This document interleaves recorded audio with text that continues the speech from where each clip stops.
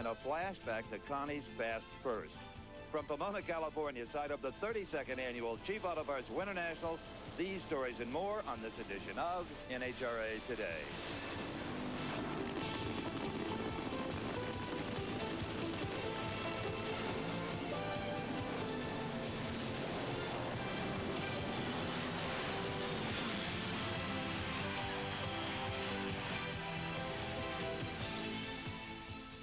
Late January and early February find much of the country cloaked in a snowy blanket of winter. But to drag racing fans, this season means only one thing: the Fairplex at Pomona and the Cheap Auto Parts Winter Nationals. Every year since 1961, NHRA competitors have gathered here to find out who has the hottest car during the coldest season. Top eliminator at that first event in '61 was claimed by Hall of Famer Jack Chrisman, who drove his twin-engine dragster to victory over a youthful Don McEwen. 2 years later, in 1963, a young man from Florida towed cross-country and drove into the record books in a wing car called Swamp Rat 5. That smoky triumph by Don Garlitz over Art Malone in the first-ever Nitro Final was Big Daddy's first NHRA national victory. And 8 years later, in 1971, the winners witnessed the introduction of Don's revolutionary rear-engine dragster that forever changed the look of Top Fuel. Pomona in the winter of 1965 was the site of another landmark debut, as a skinny kid from California named Don Prudhomme captured the first of many NHRA national event titles behind the wheel of the legendary Hawaiian dragster. Hello, everyone, and welcome to this edition of NHRA Today. I'm Steve Evans. Those early years here at Pomona were full of excitement, and since then, well, the thrills have kept on coming. Who can forget the 1982 debut of the modern format Pro Stocks, or Al Segrini's back-to-back Fireball victories in funny car during the mid-'80s?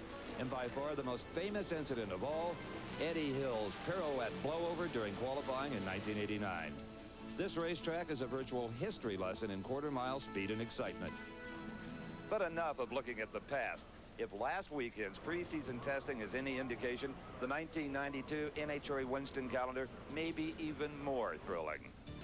The week prior to the Winter Nationals has been a busy one for drag racers from coast to coast. The Wayne County racing team spent part of last week at a wind tunnel in Georgia preparing for their defense of the Winston Pro Stock title.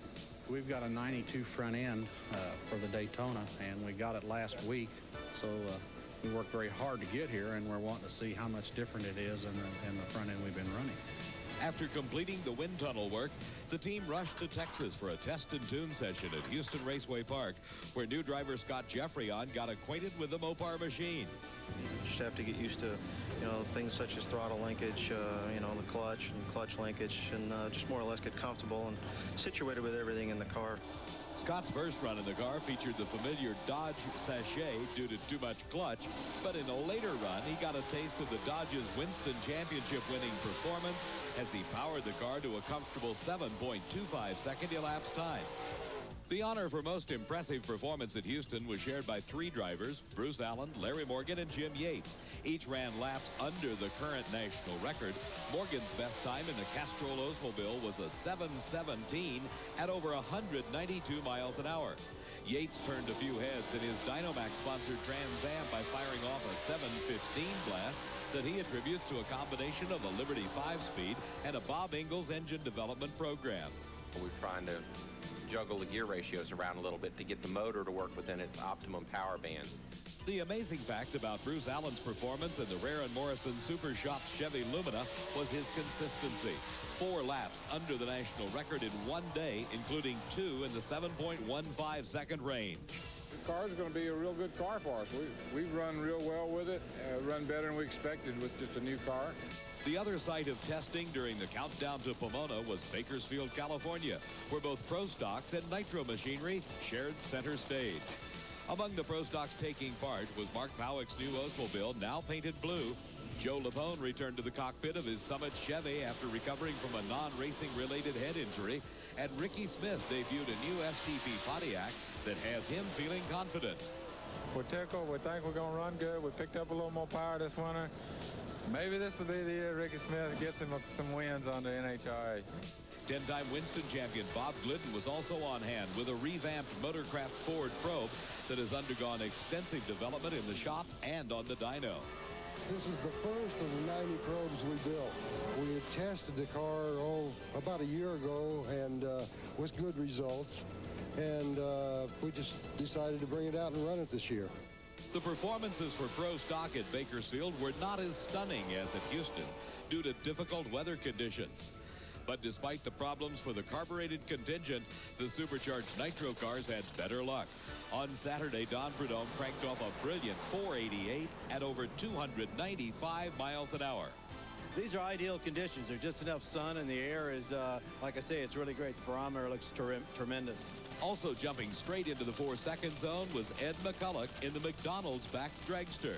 The car's proven, is all we have to do now is, get me in gear, and I'm feeling great in the car, so I think we're going to be fine. Other top fuelers turning quick times included Pat Austin's Castrol machine, which now features aerodynamic spats in front of the rear wheels. The Tacoma Top Gun tore up the Bakersfield track in a 5 flat. Kenny Bernstein had an up-and-down session as he started with a strong 503, but then a string of problems yielded nothing but tire smoke for the Budweiser King. Also struggling was Joe Amato, whose Valvoline machine was plagued by problems with the tricky weather. Mother Nature wins this weekend, I guess. It's kind of tough to run when it's just a little above freezing. The atmospheric conditions also played havoc with funny car times. One of the strongest runs of the weekend came from Californian Gary Densham, whose conservative setup produced a fine 5:36 elapsed time. Also running well was the McDonald's funny car driven by Cruz Pedregon, whose final pass resulted in an effortless 5:38. Others taking part included 1991 Rookie of the Year Del Worsham, who'll be campaigning the family-owned Oldsmobile. Mark Oswald, who will once again drive the In-N-Out Burger car on the West Coast and the Petosa Brothers entry in the East.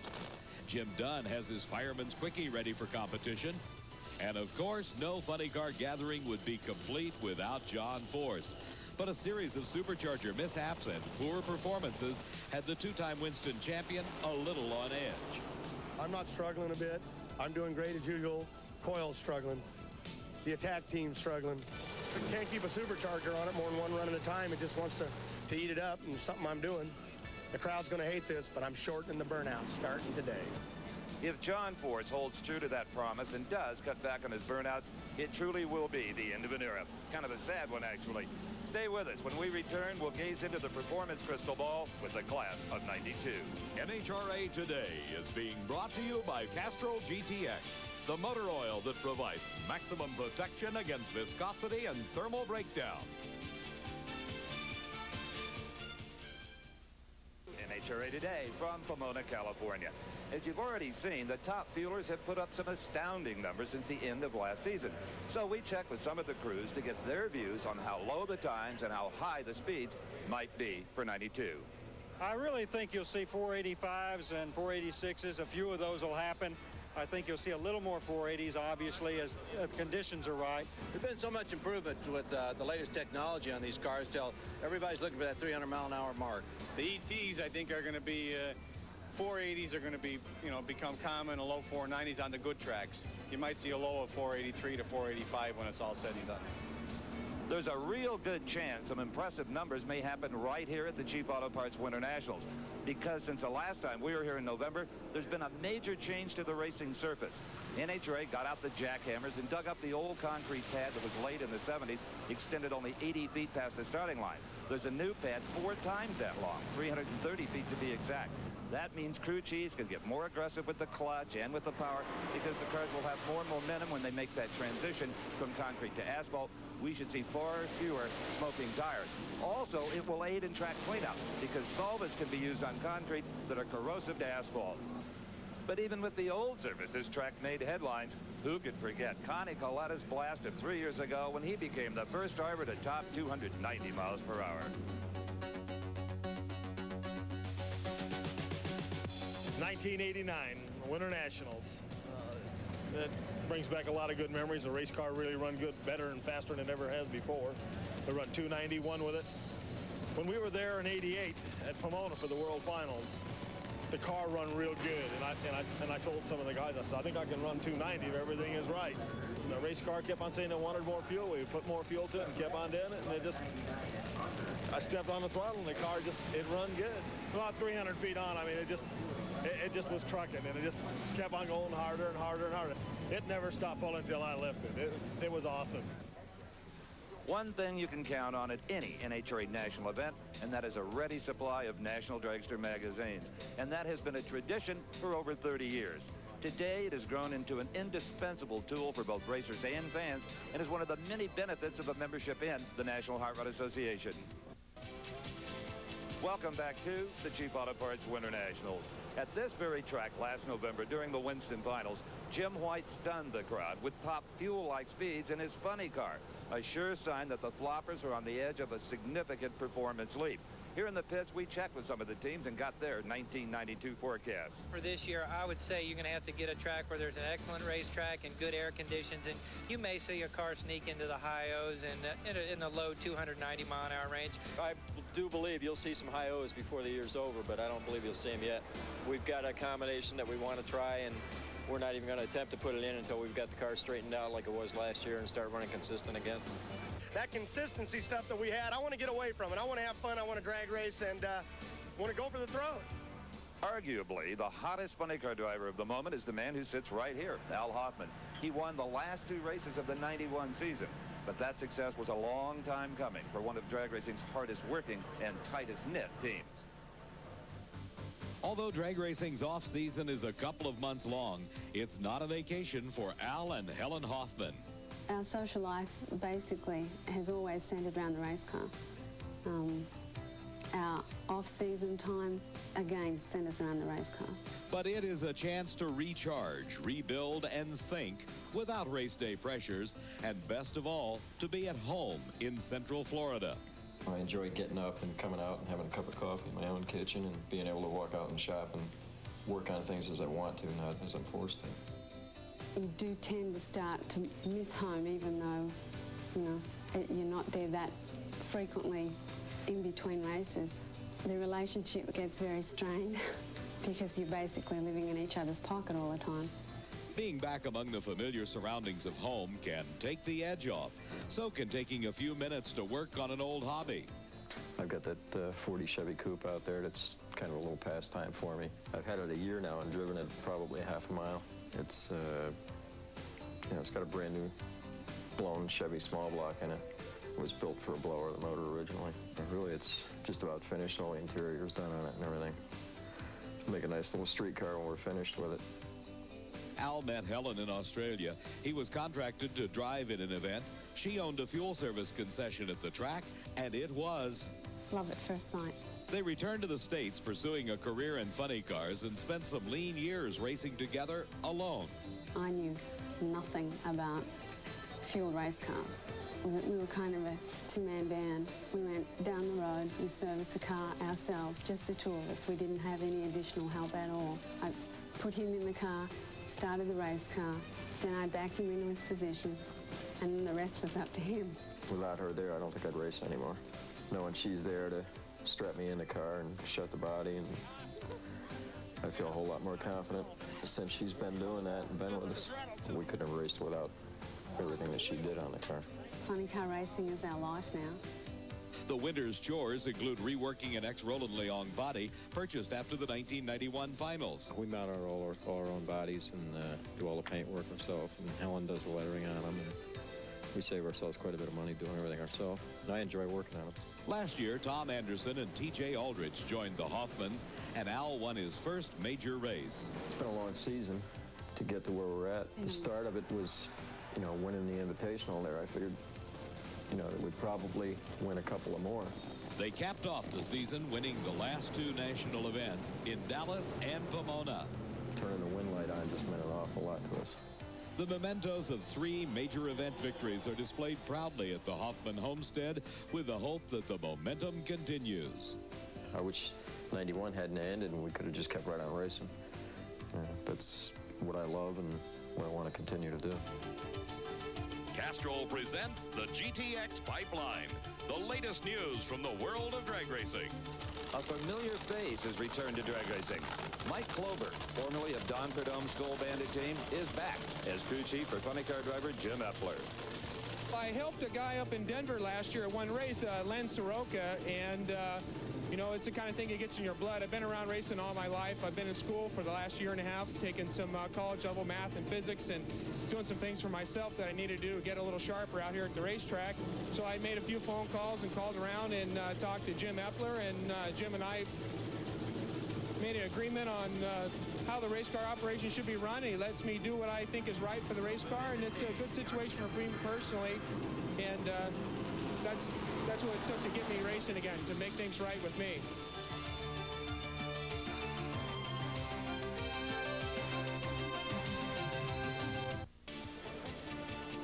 Welcome back to Pomona, California. With several cars running under the national record in testing last weekend, Pro Stock for 92 promises to be more exciting than ever. And who better than the drivers to tell us what the ultimate performance potential might be? Actual numbers, I would suspect we'll probably see somewhere around a 714 as far as low ET, top speed, maybe 193 and a half, close to 194. Obviously, by the power Johnson and the Dodge, some of them are making, we'll see some 193s, 194s. I don't think you will see anybody run over what Glidden did. I still don't think that. That's 193. That's pretty fast. If we get really cool air with a high barometer, like above 30 on a barometer, low 60s degree weather, we're going to see probably some low teens. Toward the end of the year, we get some real good at Dallas and Reading. So I'd say it wouldn't be unheard of to run maybe a 13 or 14. The start of a new racing season is not only the chance to whet your appetite for quick times and high speeds, but also offers a great opportunity to satisfy your visual needs. Many gorgeous new cars are debuting here at the Cheap Auto Parts Winter Nationals, and some of the most attractive are the work of an artist from north of the border. From his home in snowy Edmonton, Alberta, Canada, Greg Ozubko designed some of the best eye-catching cars in drag racing. Last season, a third of all the best-appearing cars at NHRA national events got their start here. I found that since I've started doing this, business has changed drastically.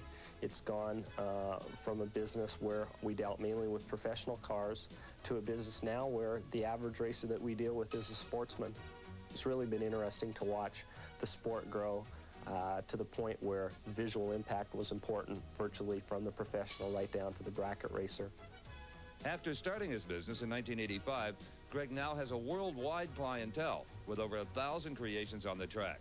With the help of his wife, Greg's graphic work appears on all kinds of dragsters and even the trucks that carry them.